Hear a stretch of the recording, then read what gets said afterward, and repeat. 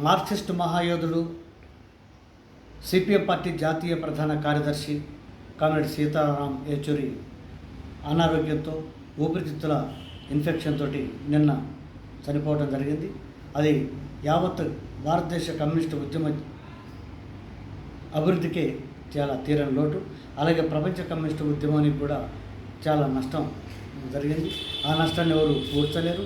ఆయన 1951 ఆగస్టు 12 తారీఖున పుట్టి 2024 సంవత్సరం సెప్టెంబర్ 12 తారీఖున చనిపోవటం జరిగింది.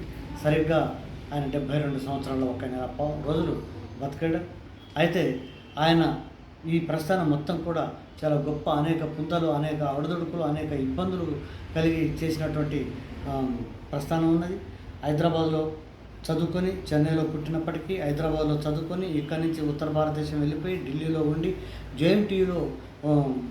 జేఎన్యూలో ఆయన ఒక ఎస్ఎఫ్ఐ విద్యార్థి నాయకుడిగా ఎదిగి, అలాగే అర్థశాస్త్రంలో నిష్ణాతుడై అర్థశాస్త్రవేత్త అనే అర్థశాస్త్ర నిపుణుడు అనే పేరు కూడా భారతదేశంలో తీసుకొచ్చుకున్నారు.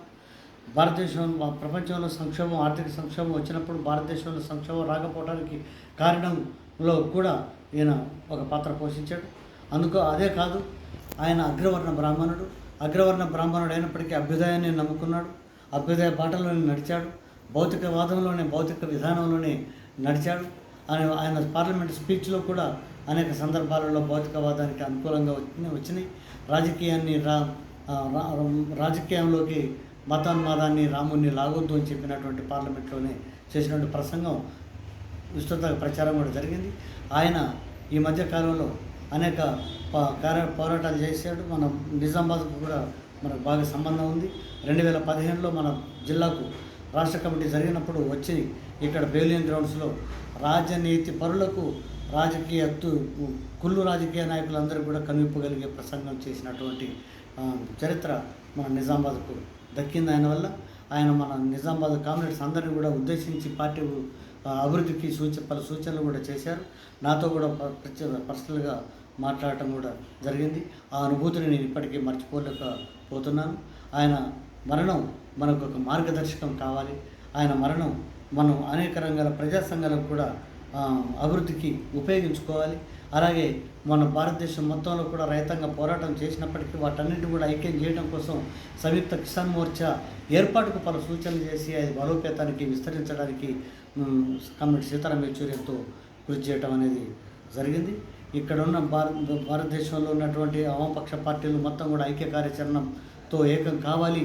ఐక్య కార్యాచరణతో బూర్జువా, భూస్వామ్య వర్గాలకు సంబంధించిన బడా పెట్టుబడిదారుల విధానాలకు వ్యతిరేకంగా, మతోన్మాద విధానాలకు, మనోధర్మ శాస్త్రాన్ని ఆచరిస్తున్న మతోన్మాదులకు వ్యతిరేకంగా మనం పోరాటం చేయాలని చెప్పి సూచించినటువంటి గొప్ప నాయకుడు. ఆయన ఏ నాయకునికి వ్యతిరేకంగా లేకుండా అందరు నాయకులు కూడా ప్రశంసే విధంగా, తారీఫ్ చేసే విధంగా ఆయన ప్రవర్తన ఉండేది. బహుభాషా కోవిదుడు. ఏ రాష్ట్రం పోతే ఆ రాష్ట్ర భాషలో కూడా మాట్లాడి ఆ ప్రజల్ని సంతుష్టపరిచేటువంటి ఘనత ఉంది. ఇటీవల మహారాష్ట్రలో జరిగిన రైతాంగ పోరాటానికి, చలో అసెంబ్లీ పోరాటానికి కూడా నాయకత్వం వహించినటువంటి ఘనత కామ్రేడ్ సీతారాం యేచూరికి దక్కింది. ఆయన ఆశయ సాధన కోసం మా తెలంగాణ వ్యవసాయ కార్మిక సంఘం నిజామాబాద్ జిల్లా కమిటీ కట్టుబడి ఉన్నది. ఆశయ సాధన కోసం ఉద్యమాన్ని కూడా ముందుకు నడిపి ప్రజాతంత్ర ఉద్యమాన్ని ముందుకు తీసుకెళ్లేటువంటి ప్రయత్నం, ప్రజాతంత్ర ఉద్యమాన్ని బలోపేతం చేసే పని తెలంగాణ వ్యవసాయ కార్మిక సంఘం నిజామాబాద్ జిల్లా కమిటీ చేస్తుందని మేము ఆయన మరణం సందర్భంగా 3 దినాల సంతాప దినాలుగా ప్రకటించిన సందర్భంగా మేము ప్రతిన పోతా ఉన్నాం.